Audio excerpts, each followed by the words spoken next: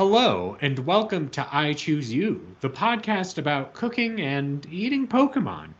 My name is Jeremy Zielik. I'm the host and Alton Brown of the group. Joining me this week, as always, is Friend of the show, Ben Montoya. Ian Davis, the Dionysus of the show. oh shit. And Evan Aubrey. And listeners, you may be wondering why I'm dressed like a cowboy, in case you can't see me. Listeners, you might be able to hear the cowboy hat and jangling spurs. Yeah, clink, clink, clink.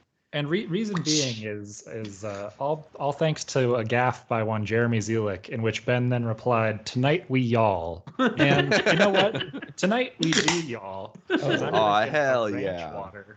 Yes. Ranch. Nice. Yeah. Oh, yeah. So I'm giddy up, cowboys. I'm on the range drinking my ranch water.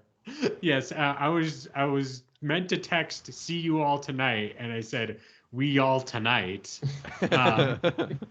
and thus we are yawling now. Tonight we y'all.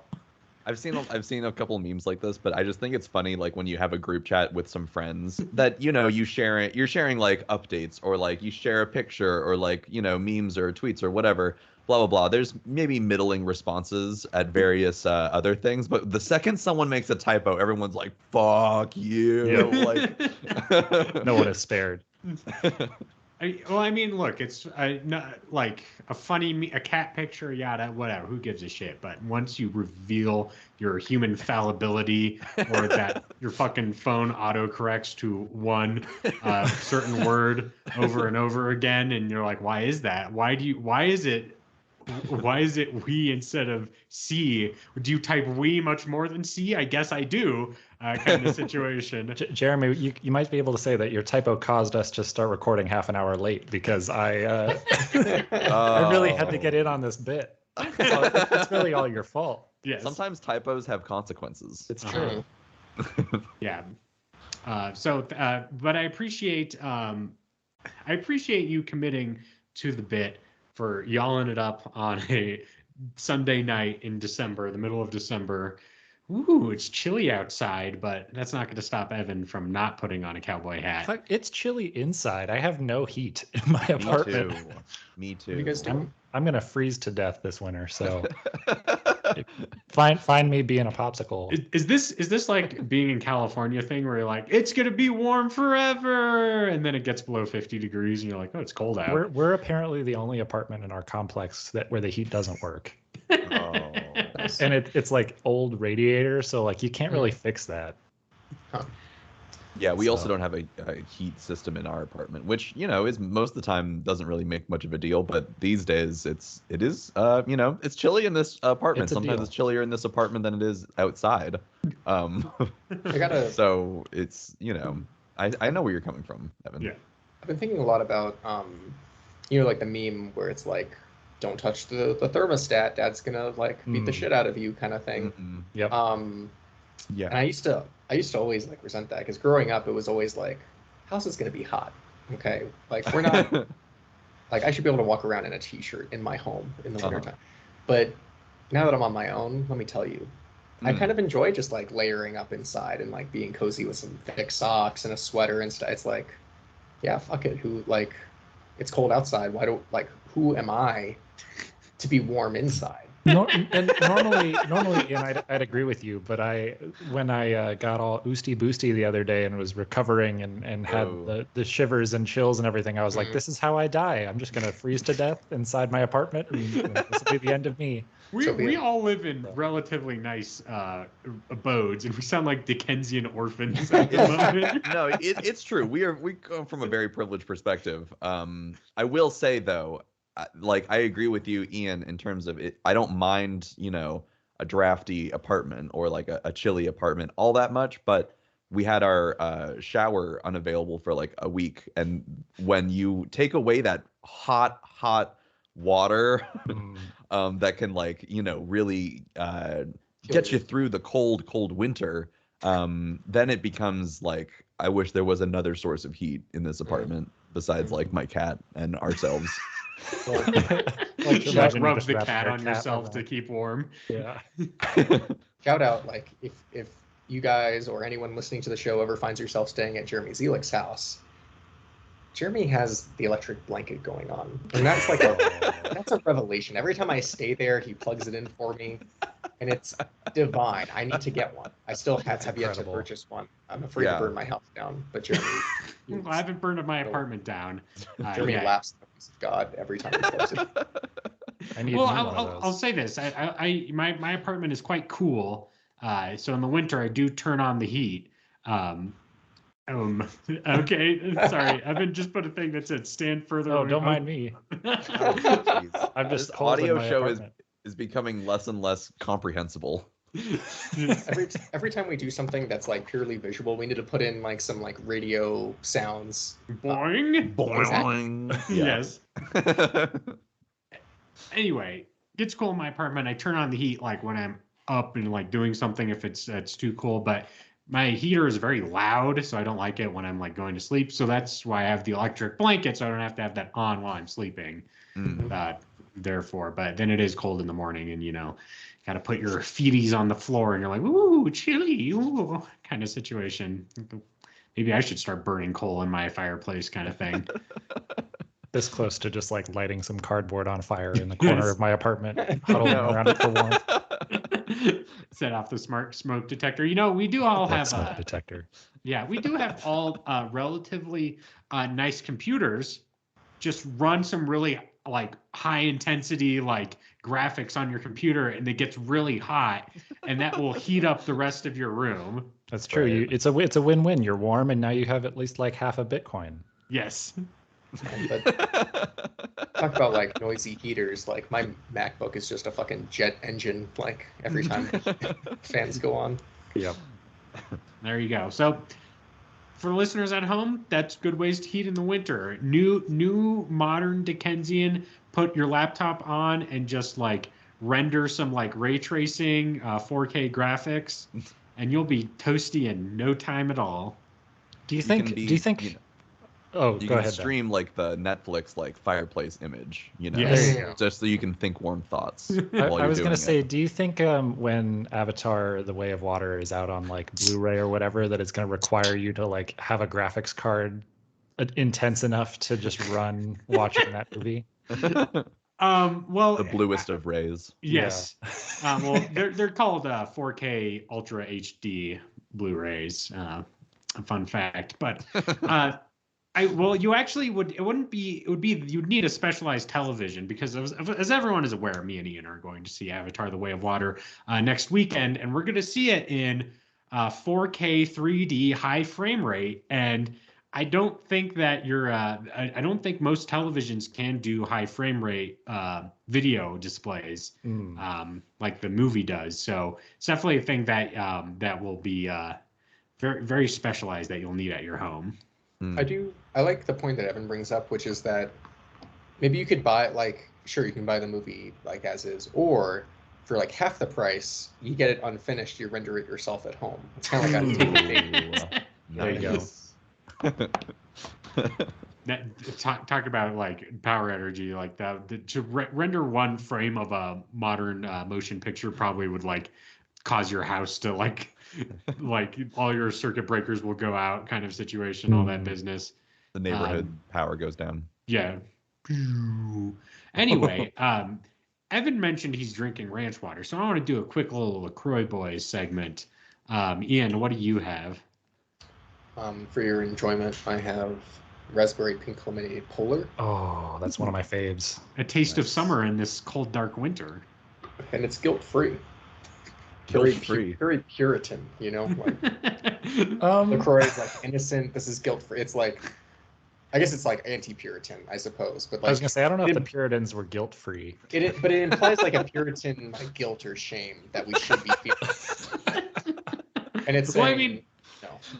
I think the guilt is like calories or whatever, which I would imagine in the like 17th century in like New England.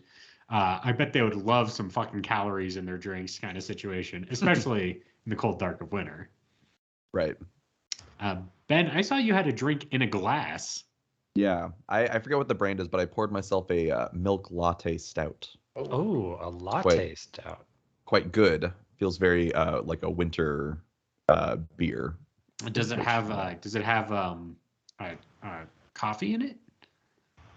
I'm not exactly sure how they do it, but yeah, it's like coffee flavored. It's like, it's got kind of like a coffee latte, vanilla-y taste to it.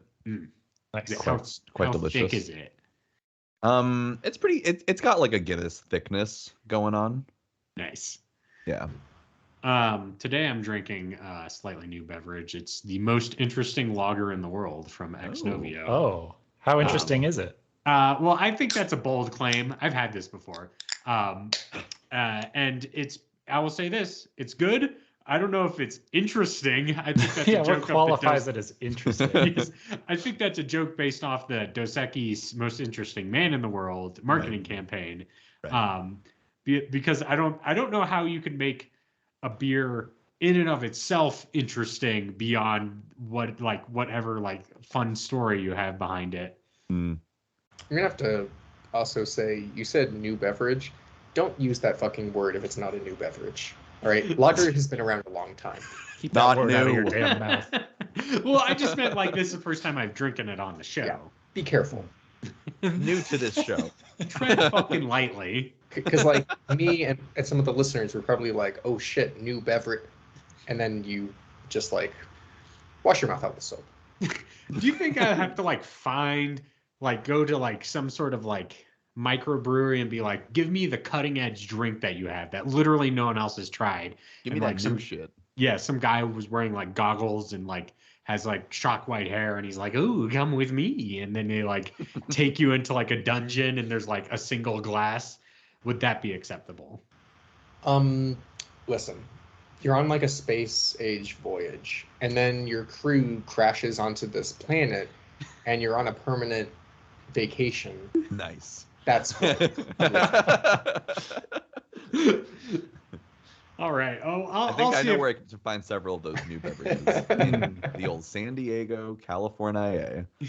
I will say that maybe one good qualifier for a new beverage is if you Google it, if the only thing that shows up on the search results is itself, that's pretty new. That's unique, right? Mm-hmm. That's fair. Are you saying I Google Budweiser and then Budweiser shows up? No, I'm saying it's the only thing that shows up, in the search results. You know what I mean? There's one result. There's only one. Yeah, exactly. Yeah, it's not. It hasn't been copied and diluted yet. It's new. Yeah. I see. Fresh. Yeah. I want Singular. didn't they just send a new rover to the moon or something? Ooh. Bring me some moon yeast. Moon yeast. But make a new moon beer. Moon wine. I need to get some moon madness in my my fucking drink over here. Some lunar sea. Yeah. There you go. Some moon shine. Oh, There it is. Hey, I'm just saying what everyone's thinking over here. I know. I was thinking it. I'm certain there's some sort of space themed bar somewhere where everything's oh, it's here's some moon madness and a Venus stout or whatever kind of situation. That kind of business. Mm-hmm. Well, let's stop talking about drinking. Let's start talking about eating. Here on I Choose You, each week we randomly select a new Pokemon to cook and consume. And then we share the recipes we've discovered for this Pokemon with each other. And then we democratically vote for who has the best recipe among the contestants. And this week, our Pokemon is one of our favorite occurrences on the show. That is, it's an inanimate object that now has Pokemon powers. It's called Doublade. It's a sword, and it's two of them, and we're going to eat it. And it's a ghost. And it's a ghost. It's a haunted sword. Delicious. It's two haunted swords, actually. What could be better than one haunted sword? Two haunted swords. Question. Obviously, first thing I thought of when I looked at it was sword swallowing. Does any of your recipes involve sword swallowing? No, but I also thought about that. I didn't think about that at all, but I like it. 2, do you think if in the world someone swallowed a Doublade or a Honedge, how would the Pokemon feel about it's that? a sex thing. That's what I was Next getting at. Like, is that like their secret shame? Like It comes in being, you. yeah. It's Yeah, I'll just say two words: spit roasted.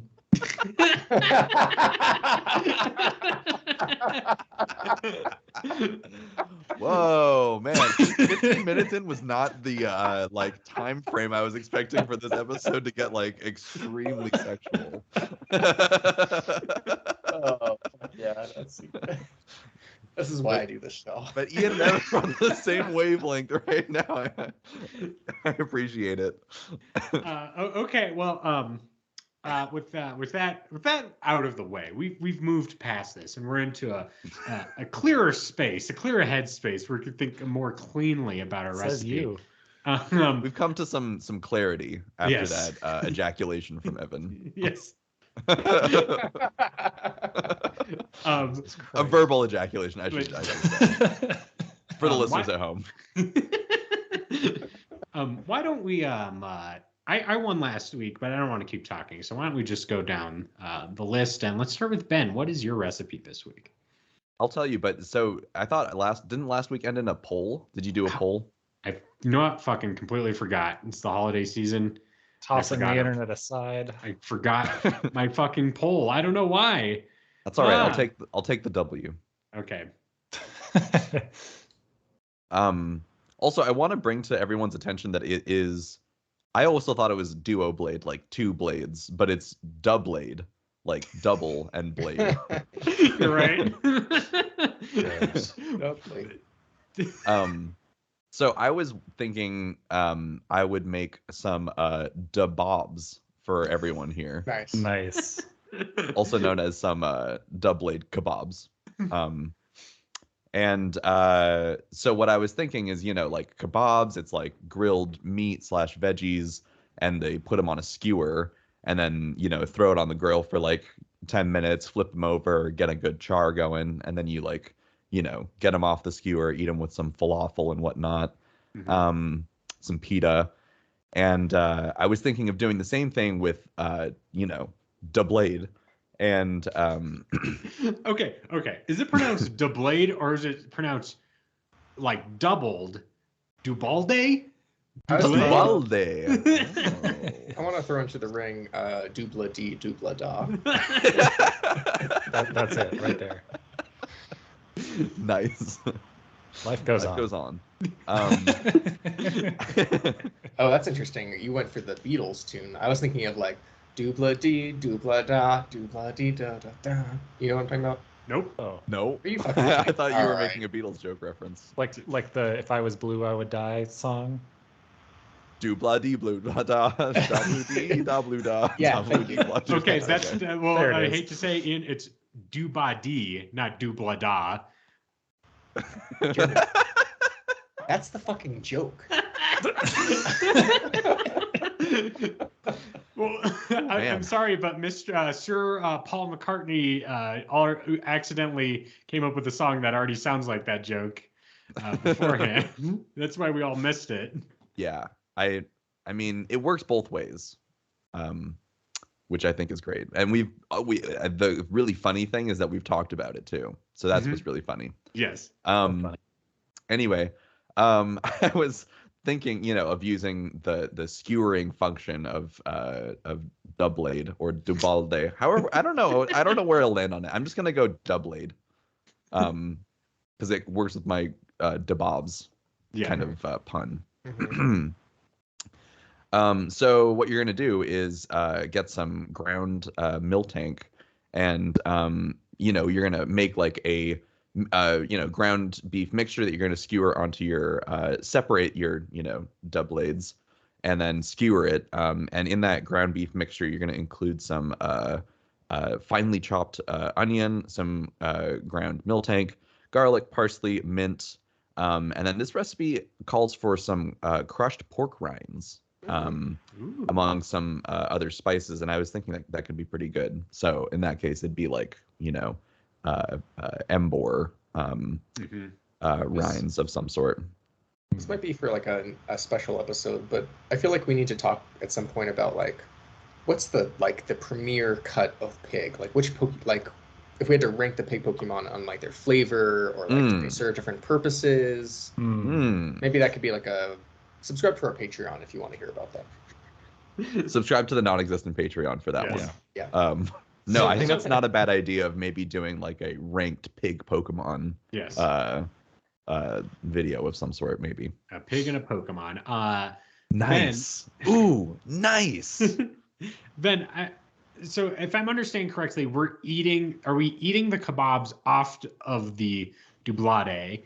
Like we're like holding it and going nom nom, or is it just like we used it to cut up the vegetables, we roasted it, and then we scrape them off?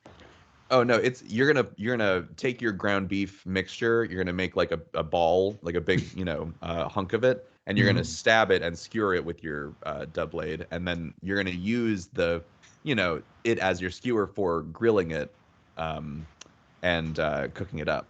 And I wanted to kind of incorporate some ghost type aspects of it too, because I think that it's I feel like similar to like the like ancient pot that wasn't it Evan, you went to like Spain in a restaurant where they had like the same pot for like that they've been using for like hundreds of years. Well, it was the same oven that they've been using for hundreds of years. Oh, okay. The world's oldest oven.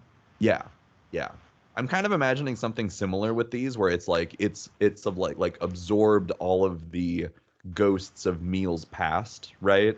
And it and then when you cook with it, all of that rich flavor that from the centuries kind of passes through.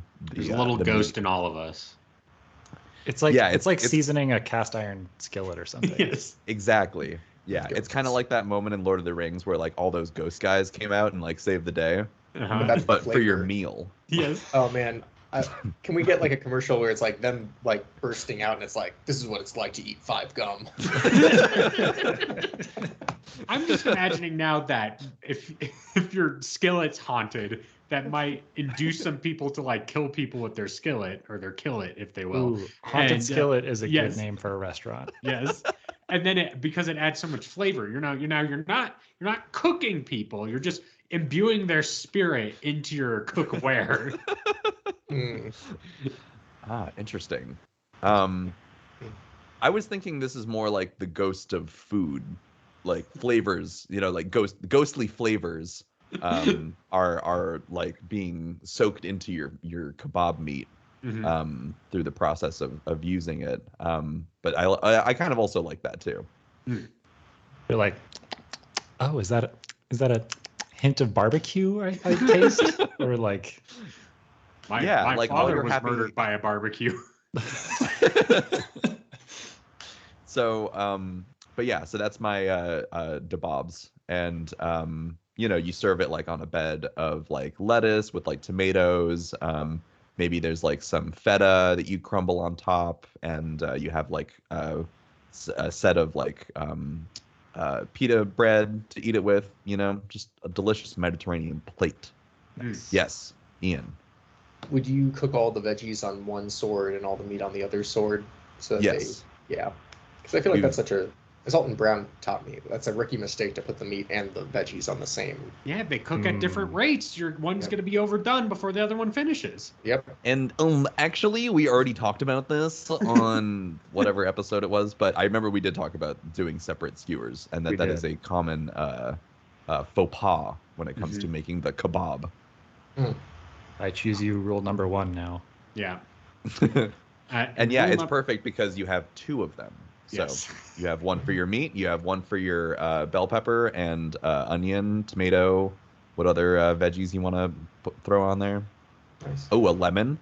That's always fun on the kebabs when they put like a whole lemon on there. Mm-hmm. You're right. That is fun. Yeah. Yeah.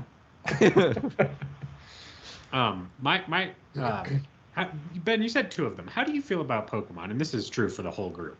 That is, there's one, and its evolution is that there's just another one. What does that imply? Well, I guess it's sort of like, which one is it? Meiosis or mitosis? Which one's the one where they split? I think it's mitosis. Yes. Okay. Yes. I mean, it speaks to a certain logic that we can all understand, which is that you have one thing, and then what's better than one thing? Two things, you know. And they just naturally like separate, right? Just like an evolution. Yeah. I think it speaks to how humans have evolved and developed over time through social interaction with each other. Okay. Okay. Ian's grad school thesis. Yeah, that's what I'm gonna. He's deep in it right now, so It's kind of like it's kind of like the ice climbers effect, you know, in Smash Bros. Like you can roll just solo if you need to, but two is always better than one. Yeah. And Ian, you know what's better? Ben, you know what's better than one? Ian's recipe, which is their second recipe. So two of them. Oh. Can we talk about how like Magnemite evolves into 3? Well, Diglett and Doug Trio also Yes. do the 3. Oh shit. Hmm. And Doe Duo starts as 2 and then it evolves into 3. Oh yeah, right. I feel like this is leading to one of those like Illuminati confirmed like connection things, but we're not gonna get there. It's like numerology, but for Yeah. Pokemon. It all means something. Look, the games have lightly touched on this subject, but there's got to be some fucking Alex Jones-esque streamer, and because the games are all about like influencers now. There's just gonna be like they fucking keep replicating the Doublades or whatever, and they're turning the frogs gay, and so on and so forth. Right. Yeah. Ian, your recipe. I looked at Doublade, and yeah, like I see swords, I see the hands, but I want you to stare at it and kind of let your eyes like stop focus, go out of focus on it. It's like one of those magic eye Exactly. illusions. And it kind of looks like a wine bottle pouring out wine. Oh, Okay, sure. All right. All Okay. right. So, this is what you're gonna do. You get a lot of Doublades. Pop out those little eyes, the grape eyes. Stick them in a big bucket. Take off, you worked a hard day. Take off those shoes. Take off those socks. Oh, Romp yeah. around a little bit. Strut your stuff in the bucket. Mash those fuckers. And then, add that to some with some water and some sugar and some yeast in a gallon jug. Get a balloon, stick it over the top of it, rubber band that shit, and leave that in a dark cellar. And over time, like as the yeast like eats the sugar and releases the gas, the balloon's gonna like blow up, and then the balloon comes back down, and that's when your wine is done. We're just making bathtub wine. Right? Yeah. Exactly. I thought you were With going to sword. say you put a balloon on it and you let it go into space, and there you go. Yeah, you just send that shit away. So when you're like, okay, it kind of looks like wine pouring out. This is like those hidden flasks, right? Where people are like, they put like it's a cane, but then secretly it's just full of alcohol or something. You like unscrew the top and you can get fucking not a weight sword. to work. Yeah. So Sword swig. Yes. Cool. So okay, so you're assuming that the like purple eyeball in the like hilt of the sword is like a grape like consistency. Like an eyeball. I feel like eyes and grapes. This has to be like the rarest wine if you're getting like 2 eyeballs per thing and it's a ghost type. Yeah. Well, I'll say a lot of times when we reach inanimate objects, we go for the eyes because they look like jelly. Remember all the way back to our Geodude episode when I said a Geodude eyes are boba. Also, we can't deny that eyes and grapes, perfect combination. That's how they get the like Halloween thing where you put your hand in a bowl of peeled grapes and they're like their eyeballs. Right. That's true. So I think Ian, you're right. The connections there. Now I have to wonder, do you think the ghost element has any influence on the flavor of the wine? Yeah, it's kind of like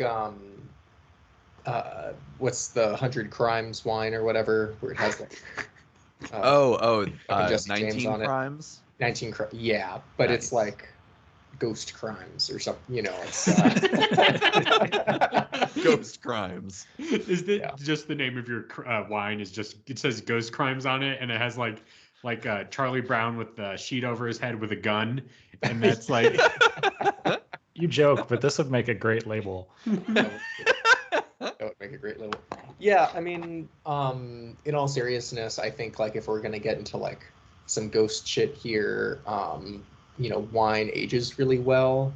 Kind of like You know what else ages really well? A Ghosts. Better You ever with see time. those year one ghosts? Nothing. Amateur. They don't do I mean, shit. Yes. Fucking who's the baby ghost that everyone loves? Nosferatu? Casper. Oh, Casper. I thought you meant in real life. You know, Casper's like amateur hour, but then you look at like the ghost that sucks dick in Mythbusters. That goes around. That ghost has been around. I want to point out that you said Mythbuster. They famously catch ghosts in Mythbusters. Well, Yeah. I think Like, one episode do ghosts give blowjobs, and they're like, fortunately, this myth is busted. There's no ghosts. Only, I forget what their names are, but they're the only ones busting in that episode. You know what I mean? I ain't afraid of no myths. Yeah. Look, I bet busting makes them feel good. That's why they did that show for so long. Oh damn. Oh wow. Well, I I also had a query about the flavor because I want to, but on the other side of things, which is the steel typing of, because I feel like I don't like a lot of red wine because it sometimes tastes kind of metallic-y and like a little too steel type for my tastes, if you will. So is this a kind of in that realm of red wine, or is there some sort of counteracting element? I mean, like, my recipe was for the folks at home making it at home. They probably don't have like an oak barrel to do it in. I think glass is like a pretty non-offensive material to make it in. But I mean, if you're worried about it, get like a cool little wooden cask and do it. I mean, oh no, I was just wondering if there's any like metal flavoring that coming from these grape eyes. Yeah. I'm gonna say if you're worried about it, wash the eyes off before you stick your feet in there. All right. That's my that's the Davis tip. Okay. To avoid metal taste. Yeah. Wash your eyes. All right, gotcha. All right. Okay. Well, thanks for that. Evan, what's your recipe this week? My recipe, I had a bit of a galaxy brain moment as I was trying to come up with this recipe for this week. So we are in fact making Doublade twice cooked pork. Ooh. But so not obviously Doublade is not pork, it's metal. So you're going to get your friendly neighborhood Embor or Tepig or one of those good Spoinks, any sort of good like meaty pig Pokemon. And it's not just twice cooked, but also twice sliced, because the first slice is your main chunks of meat from whatever the pig Pokemon you have is. You're gonna take those pork belly slices, you're gonna put them into some boiling water, and that's the first cook. So the first cook is boiling, and then you take it out, and then you get a little bit of a sauce prepared with some ginger, some oil, some spicy broad bean paste. I don't know what that is, but it sounds pretty good. Some garlic, and then a little bit of Shaoxing wine, soy sauce, and sugar. You're gonna mix that little sauce together, and then you're gonna do a nice little caramelization, a second cook on a frying pan or a wok. This recipe brought to you by thewalksoflife.com. Oh shit! Went to the same website. Oh. For a recipe this week. So, yeah, that's the second cook, and then you you take that out of your wok and you put it on your nice little plate. You douse a little bit of that sauce on top, and then you serve it with some hot peppers and leeks that you prepared in another dish on the side. Ooh, that's good. Wow. Yeah. Sounds wintry, like good for a winter. I would think so. Yeah. Twice cooked pork is one of those things that I'll try to get at like a Chinese restaurant usually, or like a dim sum place or stuff like that. Nice. Yeah. Wow, sounds good. Sounds delicioso. And so the Doublade is mainly just for the slicing. It's true. Slice. You use one to do the first slice and then one for the second slice. Uh-huh. Yeah. Just to keep it clean. Yeah, Yes. exactly. One use swords. And then once you do the slice, toss them. Just throw They're them only out. good for one slice. Yep. Well, I have to They imagine can go that back to using their the- ghostly duties. Yeah, I have to imagine that using the Doublade, kind of, it gives that ghost essence to your recipe. You know what I'm saying? Like just cutting your whatever have you with the Doublade allows it to be infused with the spirit. Perhaps since it's Christmas, perhaps the spirit of Ooh, Christmas. the Holy Hey. Spirit. Yes, there's a little Jesus in this Doublade. Amen. Yes, sanctified.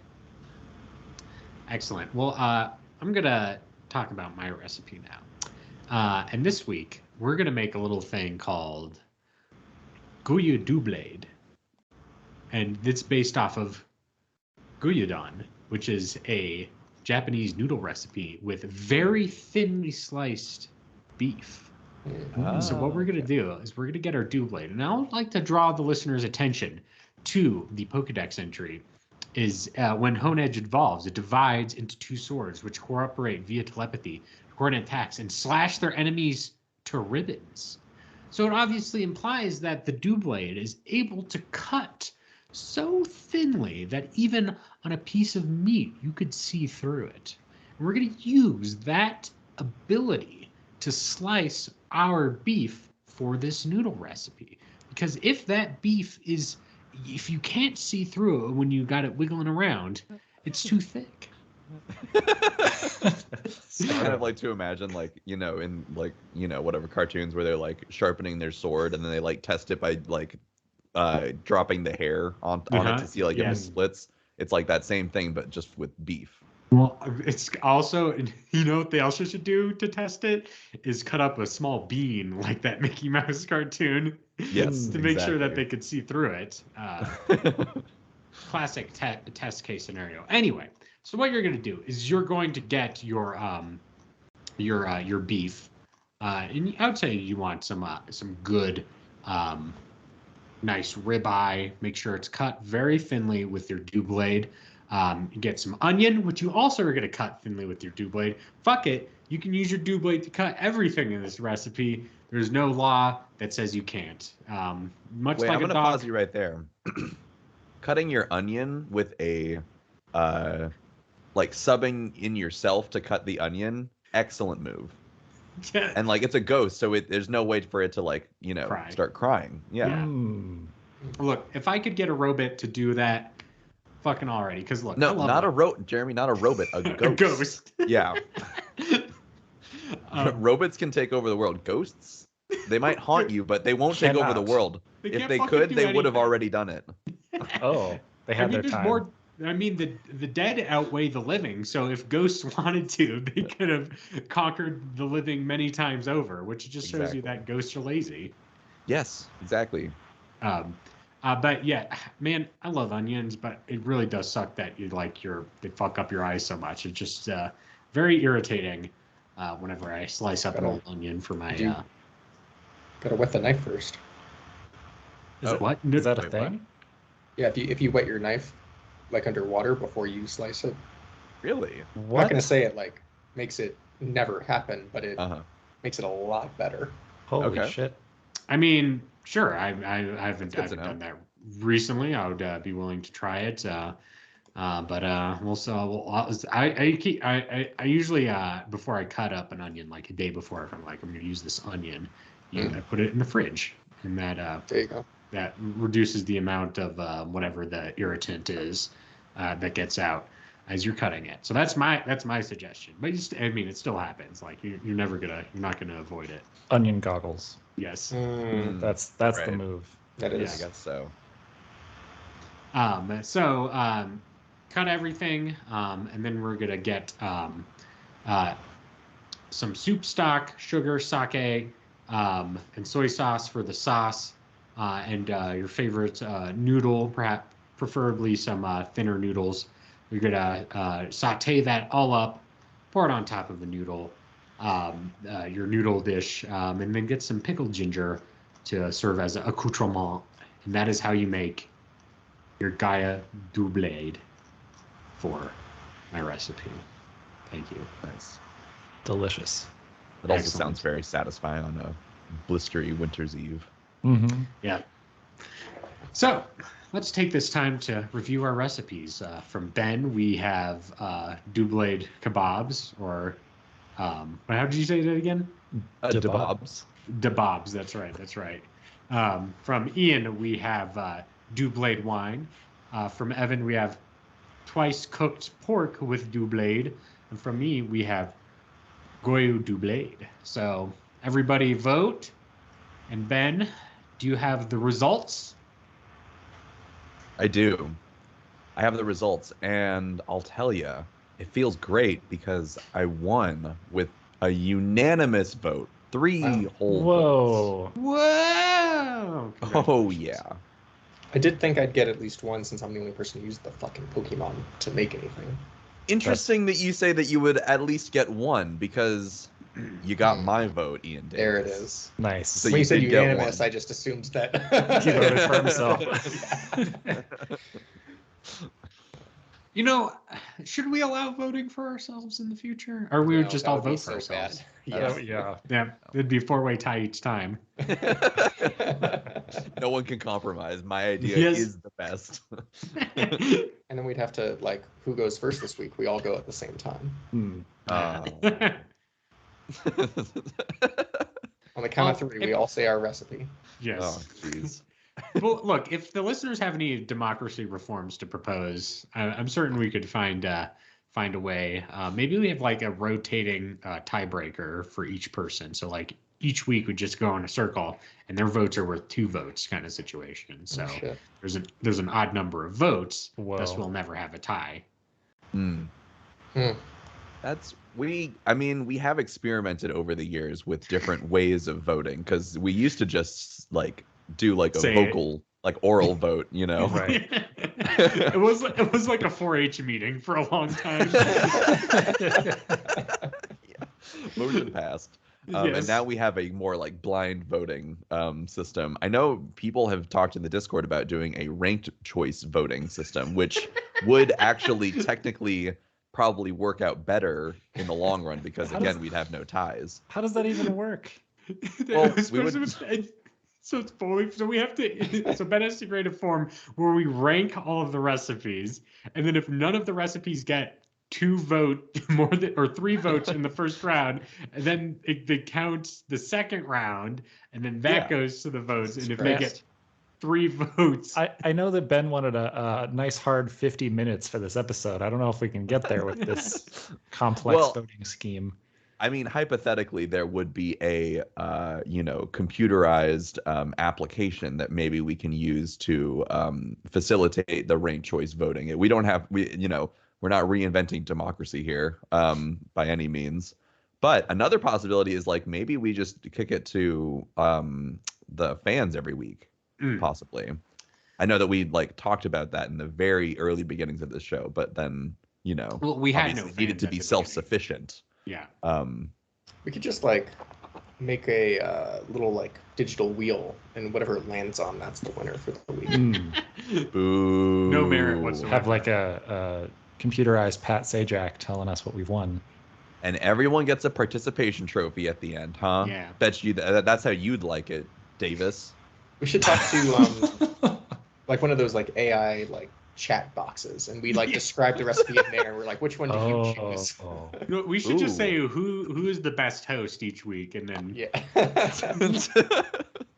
No, I mean, not who's the best host, but who has the best recipe. We can definitely set that up for next week's episode. Dan, we just talked about how the robots are going to take over. Ooh, can we get the ghosts to vote? What's the possibility on the ghost poll? You know? When the 4 of us are together this Christmas, Ouija board the winner. There you go. Yeah, we'll Ouija board it on the air and say like, is Jeremy the winner? No.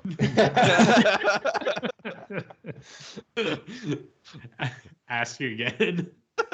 I'm not touching it, guys. I'm not. Yeah, Magic 8 Ball would have been another good design. Yes. There you go. Magic ball with our names on it, custom. Yes. Ooh, it's a Pokeball. Oh Hey. shit. Oh, Hey. the little like circle is where the die comes up. Hey. Damn. Why Nintendo Pokemon Company? We need to make products. All right. Let's move on to the next segment, which is Wailord's Mail Horde. It's where we read your email sent into ichoosepod@gmail.com. It's ichewspod@gmail.com. Evan, can you read this email sent in by Rexifer? I can indeed. Rex says, "Salutations, icy boys," and Evan, the iciest boy. That's true. Whoa. Is it because it's so cold in your apartment? I'm freezing. Yes, there were indeed some typos. While I'm not a juggalo, I don't mind juggling this week's Mon, Doublade. This week, I present to you a drink meant for two. First, we will need to distill the spirits out of these swords and remove the eyes for garnish. While smelting down the blades, separate the gold to smelt down to make 2 golden absinthe spoons, while the steel blades will be shaped into tankards. Oh, yeah. Make sure to capture the spirits and distill them with fennel, hyssop, anise, and wormwood oil. So what this recipe is implying is that like when you melt a haunted sword, like the ghost comes out, and you like gotta catch that somehow. To put it With your in the vacuum, drink. of course. Yes. Right, Ghost yeah, vacuum. like Luigi style. Yes. After you've made your Doublade absinthe, pour cold water into a drip dispenser and heat up sugar cubes in the spoons with fire to caramelize them, and place them over the tankards filled with absinthe, and begin dripping the cold water over the sugar to dissolve it into the absinthe. Boil the eyes so they become firm and stick them with tiny sandwich topper swords for easy retrieval at the end of the drink. You'll probably feel like there are 2 of everything after drinking this. Enjoy. Ooh, nice. Ooh, Ian.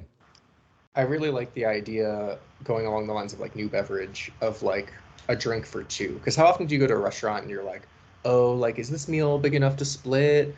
You never ask that for a drink. Like, Pick me, pick yeah, me, pick Ben, me. Ben, yes.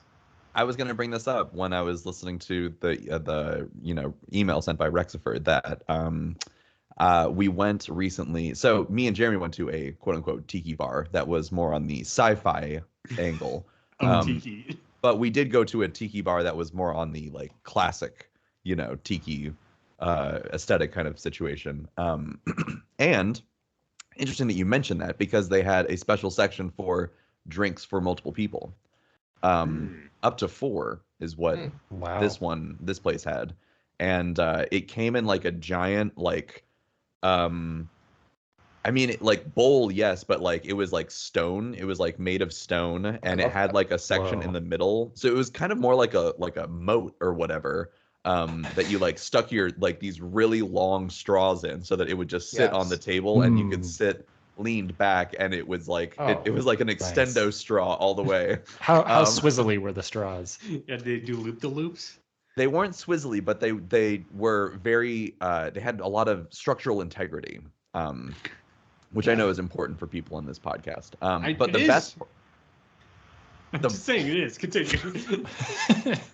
but the best part was that whenever someone would order one of these like group drinks, it would like become the fucking Rainforest Cafe in that bar, because they would like turn off the lights, and they would have like a someone would like light a some sort of firework or like minimal explosive kind of thing that would go off, and yeah, it was like, and then there was like a thunderstorm kind of like situation Starts happening. playing Cotton Eye Joe in the background. I really like that. I mean, we need to, I feel like the punch bowl has gone out of style. Yeah. I love what you're Not the describing. Like, 50s. I just want to go to like some restaurant, and I get my meal, and then I'm like, yeah, I need this, and they bring out in a fucking Home Depot bucket with some straws. And you all just get sloppy. Yeah. Well, if you're ever in San Diego, we'll go to this tiki bar that has multiple group drinks. Nice. I'm in. Yeah. Yeah, it sounds good. Ben, we went to a restaurant where we could get a margarita tower, so that seems like a group drink. Oh yeah, that one. Well, so that one is like a fountain dispenser that they like bring to your table. It's like a 3-foot long like tap, basically just full of margarita, and supposedly meant for a table of people to share with, put their cups, and there's nothing stopping you from just ordering it by yourself besides your own ability to get home and be safe. Yeah, Or pull out a whatever. nice long book, curl up, and just drink your Yep. margarita tower. I guess that does like if they have like a drink limit, it's like, well, it's one drink. Yeah. Gotcha. It's good times. Well, let's pick next week's Pokemon in a segment I like to call Pick-a-Mon. Evan, could you please generate a number between 650 and 721? Next week's Pokemon will be 664. 664, you say? 666. Yeah. Next week, okay, so we've already done, so 664 is Scatterbug, which evolves into Spupa, and we've done Spupa, so give me another number. 697. Ooh, 69. Nice. 697 is Tyrantrum, the dinosaur Pokemon. Nice. All right. So send in your best Tyrantrum recipes for next week's show here on I Choose You. Now is the time of the show where we do plugs. Tell us where we can find you and your whatever on the internet. Ben, why don't you start? You can find me on Tumblr and Twitter at Ben C. Montoya, if you'd like.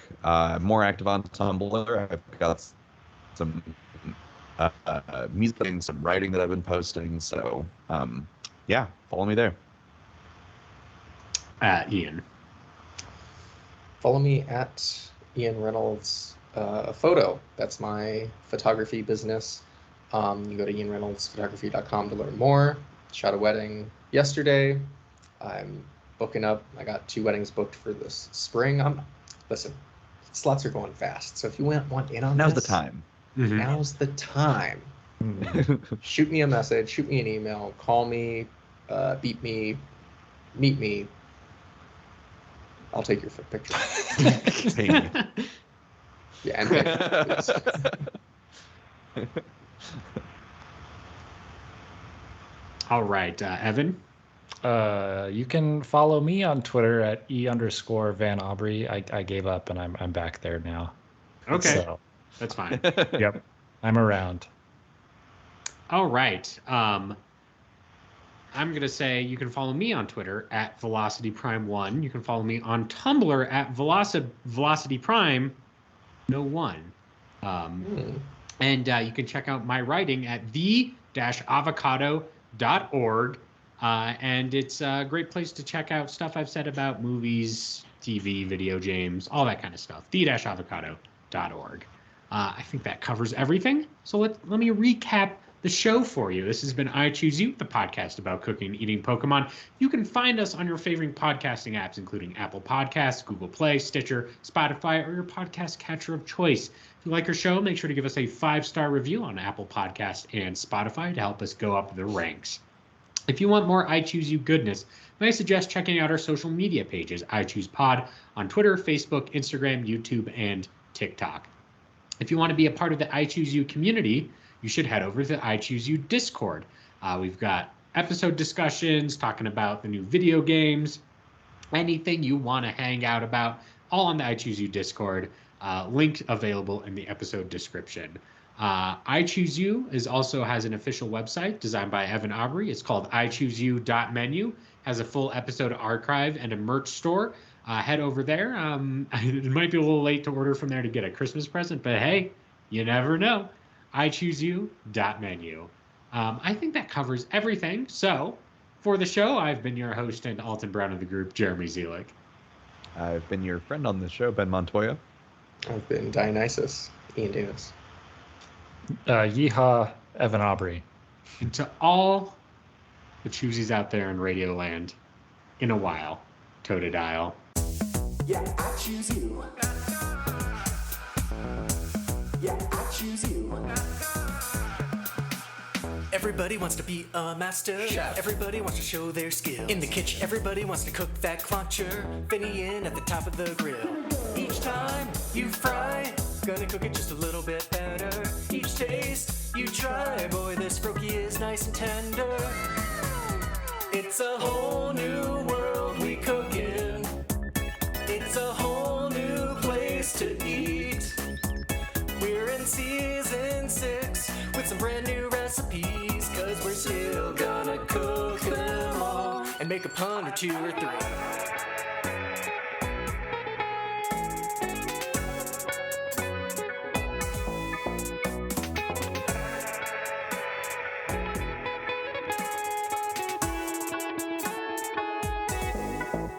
It's a whole new world we cook in. It's a whole new place to eat. We're in season 6 with some brand new recipes, 'cause we're still gonna cook them all and make a pun or 2 or 3.